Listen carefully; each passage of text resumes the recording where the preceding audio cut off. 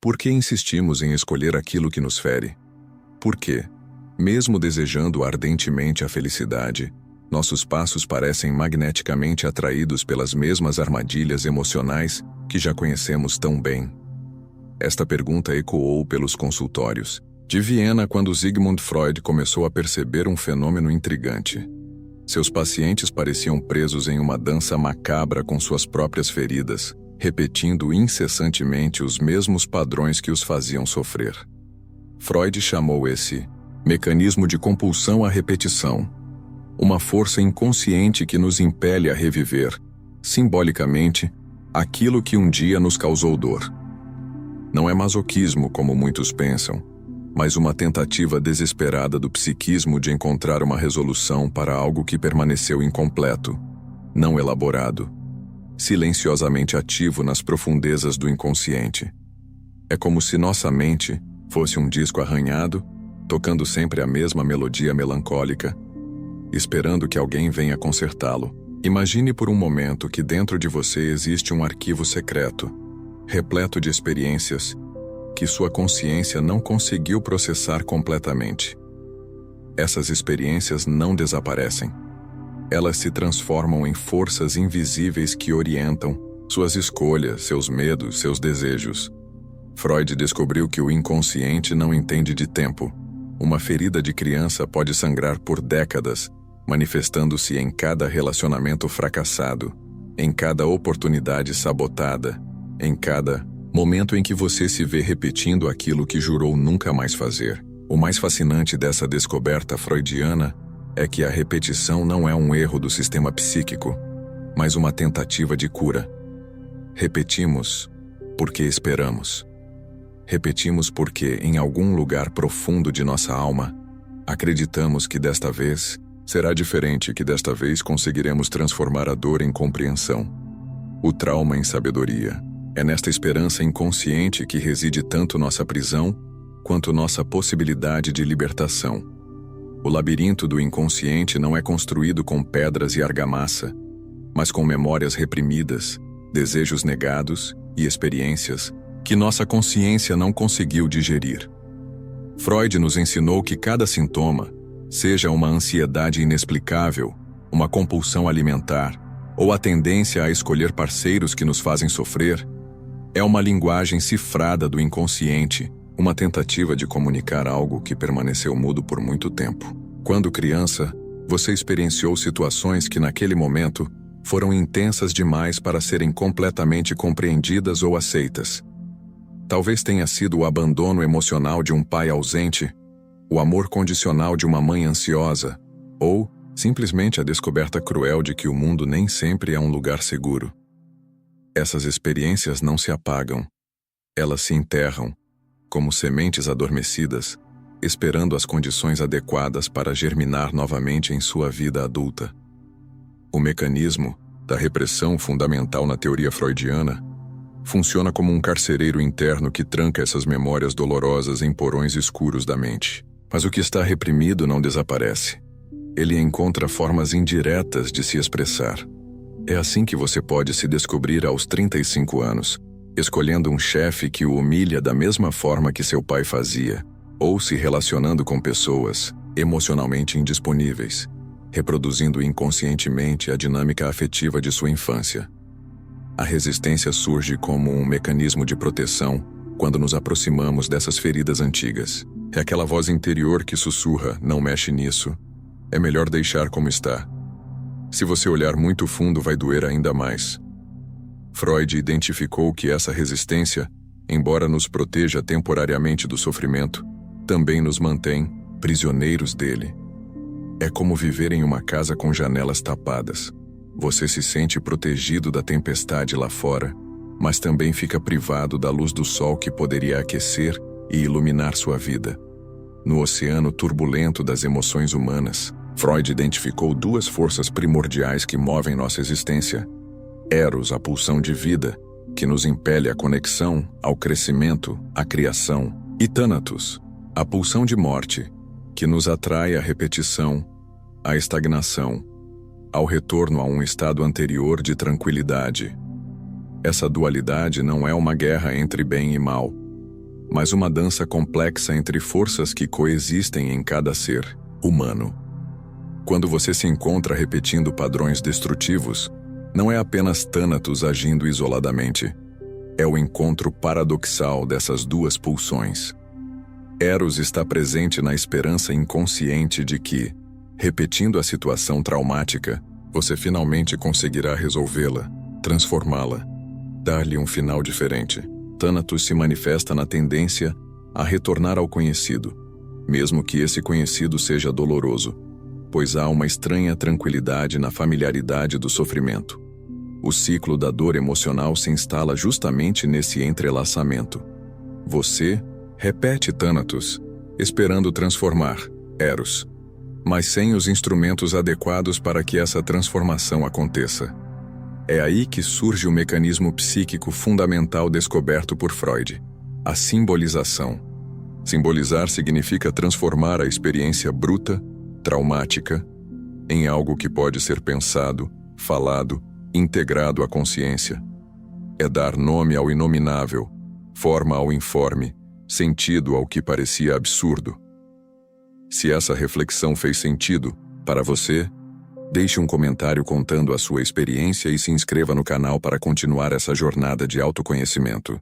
A transferência é talvez o conceito mais revolucionário que Freud nos legou. Ela revela como projetamos nas pessoas presentes os papéis e as dinâmicas emocionais do passado. Seu chefe severo pode carregar a sombra do pai crítico. Sua parceira distante pode ecoar a mãe emocionalmente indisponível. Seus amigos podem reproduzir as dinâmicas familiares que você conheceu na infância. Não é coincidência. É o inconsciente buscando familiar território onde possa tentar resolver antigas questões. O mais extraordinário da transferência é que ela não acontece apenas nos consultórios terapêuticos. Ela está presente em cada relacionamento significativo que você estabelece. É através dela que suas feridas antigas encontram palco para se manifestar, mas também é através dela que essas mesmas feridas podem finalmente encontrar cura. Quando você percebe que está reagindo ao seu parceiro, não pelo que ele é, mas pelo que ele representa em sua história pessoal, você dá o primeiro passo para quebrar o feitiço da repetição. Os mecanismos de defesa surgem como guardas da psique, protegendo-nos de verdades que consideramos insuportáveis. A negação nos faz fingir que o problema não existe. A projeção nos leva a culpar os outros pelo que é nosso. A racionalização nos oferece explicações lógicas para comportamentos irracionais. A sublimação transforma impulsos destrutivos em atividades criativas. Esses mecanismos não são patológicos em si. Eles são estratégias de sobrevivência psíquica. Porém, quando esses mecanismos se tornam rígidos, quando se transformam na única forma de lidar com a realidade, eles passam de protetores a carcereiros. Freud nos convida a reconhecer esses padrões defensivos, não para eliminá-los completamente, mas para torná-los mais flexíveis, mais conscientes, mais a serviço da vida do que da mera sobrevivência. É nesse reconhecimento que reside a possibilidade de transformação, não na eliminação das defesas, mas em sua evolução consciente. O espelho da consciência raramente reflete uma imagem completa de quem somos. Freud nos mostrou que existe muito mais acontecendo em nossa vida psíquica do que nossa mente consciente consegue abarcar. Como um iceberg, a maior parte de nossa personalidade permanece submersa nas águas profundas do inconsciente, influenciando silenciosamente cada decisão, cada emoção, cada relacionamento que estabelecemos. Carl Jung, discípulo e depois rival intelectual de Freud, enriqueceu essa compreensão ao nos falar da sombra, aquela parte de nós mesmos que preferimos não ver, que negamos, que projetamos nos outros. Não se torna iluminado imaginando figuras de luz, mas tornando consciente a escuridão, nos lembrou Jung. E é justamente nessa escuridão que muitas vezes encontramos as chaves para romper nossos ciclos de sofrimento. A sombra não é apenas o que há de ruim em nós, ela contém também potenciais não desenvolvidos. aspectos de nossa personalidade que foram reprimidos por não se adequarem às expectativas familiares ou sociais. Quando você se irrita profundamente com a arrogância de alguém, pode estar se deparando com sua própria arrogância negada. Quando sente aversão à vulnerabilidade alheia, pode estar rejeitando sua própria fragilidade. A sombra é um espelho invertido de nossa identidade consciente. O trabalho de integração da sombra não consiste em se tornar aquilo que você despreza, mas em reconhecer que esses aspectos também fazem parte de você.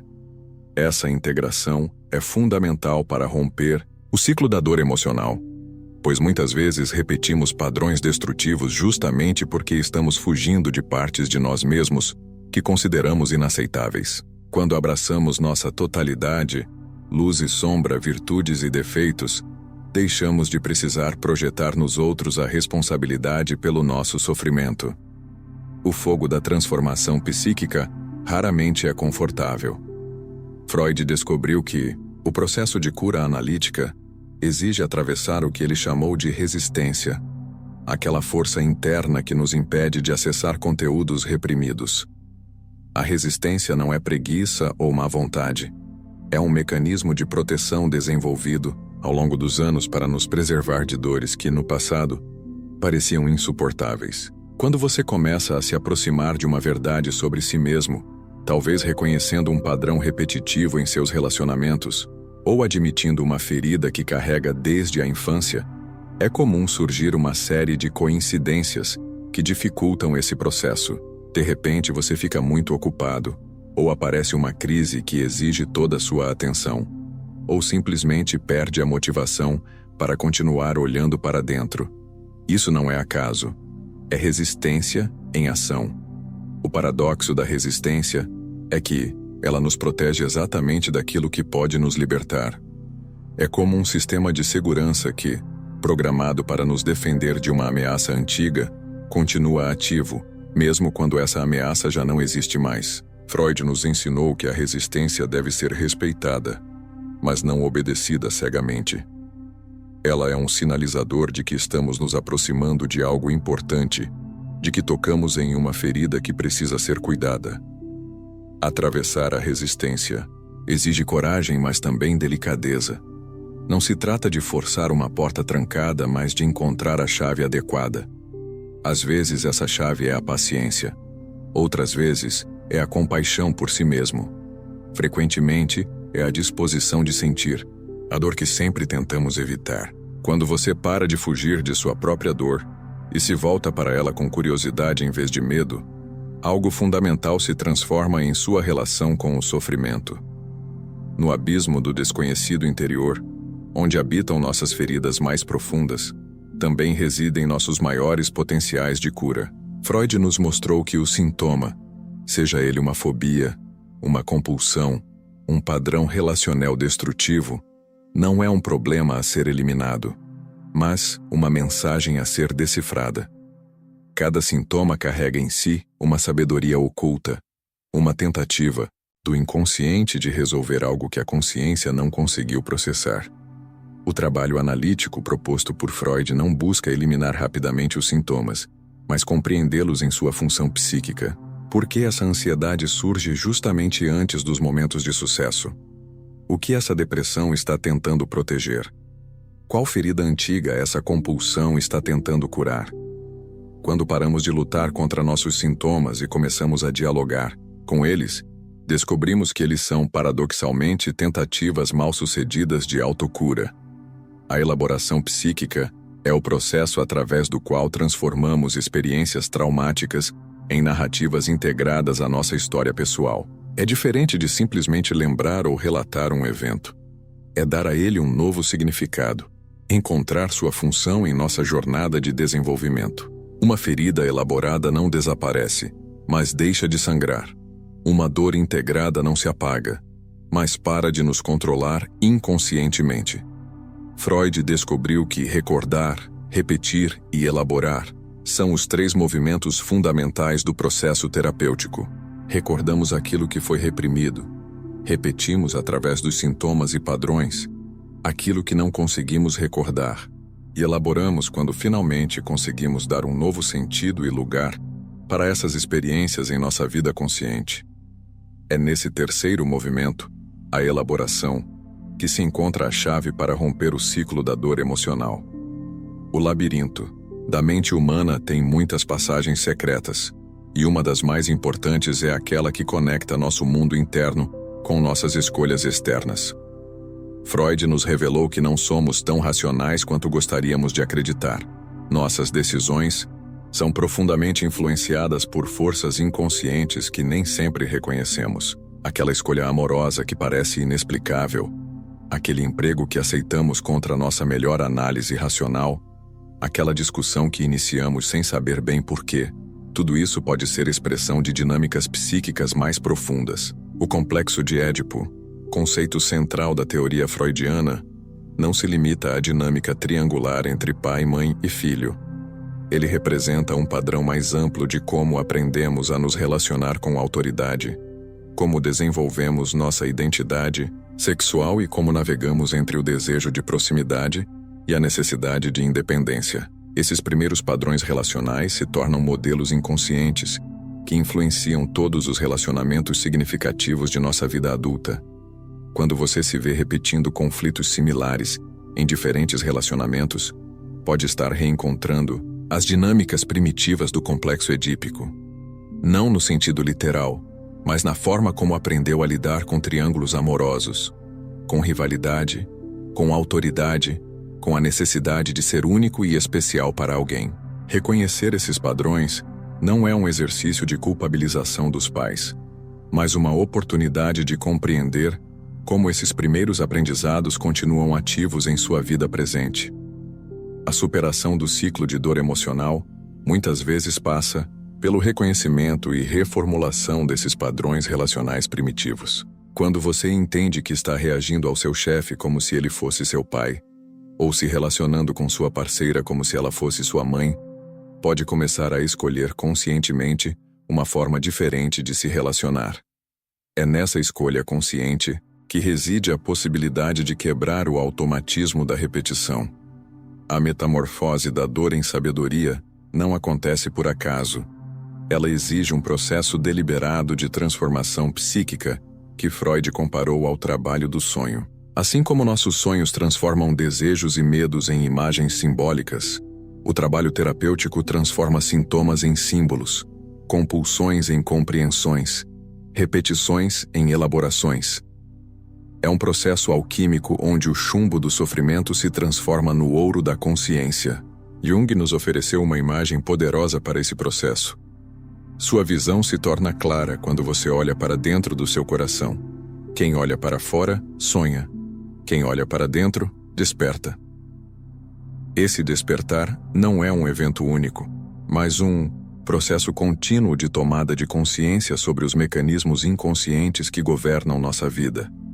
Cada vez que você reconhece um padrão repetitivo, cada vez que escolhe conscientemente uma resposta diferente daquela que daria automaticamente, você está ativando esse processo de despertar. A integração das partes rejeitadas de nossa personalidade é fundamental para romper o ciclo da dor. Freud nos mostrou que aquilo que não aceitamos em nós mesmos se transforma em sintoma ou é projetado nos outros. A pessoa que nega sua própria agressividade pode atrair relacionamentos violentos. Quem rejeita sua vulnerabilidade pode se envolver com parceiros extremamente dependentes. Quem não aceita sua necessidade de controle pode criar filhos rebeldes ou parceiros caóticos. O processo de cura psicanalítica não consiste em eliminar essas características, mas em integrá-las conscientemente. Quando você reconhece e aceita sua agressividade, pode canalizá-la de forma construtiva. Quando abraça sua vulnerabilidade, pode estabelecer intimidade genuína. Quando admite sua necessidade de controle, pode escolher onde e como exercê-la de forma saudável. Essa integração consciente que permite quebrar o ciclo de projeção e repetição que mantém a dor emocional ativa. A liberdade psíquica não é um destino, mas uma jornada.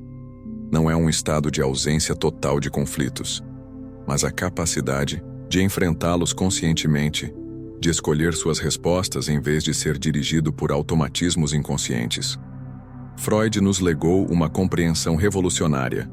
Você não precisa ser refém de seu passado. Por mais dolorosas que tenham sido suas experiências, por mais profundas que sejam suas feridas, existe sempre a possibilidade de transformação através da consciência. O mecanismo psíquico que rompe o ciclo da dor emocional é, essencialmente, a capacidade de simbolização. Transformar o que era sintoma em narrativa consciente, o que era repetição compulsiva em escolha deliberada. Quando você deixa de ser apenas alguém a quem as coisas acontecem e se torna o autor consciente de sua própria história, algo fundamental se reorganiza em sua experiência de vida. As feridas não desaparecem, mas deixam de sangrar. Os medos não se evaporam, mas perdem o poder de paralisar. As dores não se apagam, mas se transformam em sabedoria. Sua autonomia pessoal não depende de ter tido uma infância perfeita ou de não ter sofrido traumas. Ela reside em sua capacidade de olhar para essas experiências com olhos adultos, de dar a elas novos significados, de escolher conscientemente que lugar elas ocuparão em sua vida presente. Você tem o poder de transformar suas feridas em fonte de compreensão, seus medos em alertas úteis, suas dores em compaixão por si mesmo e pelos outros. O autoconhecimento é uma jornada sem fim, mas também uma aventura libertadora. Cada vez que você se conhece um pouco mais profundamente, cada vez que integra conscientemente uma parte rejeitada de si mesmo, cada vez que escolhe responder em vez de simplesmente reagir, você está exercitando sua liberdade psíquica. E essa liberdade, construída passo a passo, consciência após consciência, é o mais precioso presente que você pode dar a si mesmo. Observe-se com curiosidade, acolha-se com compaixão e permita-se continuar crescendo. Sua jornada de autoconhecimento apenas começou e cada passo nessa direção é um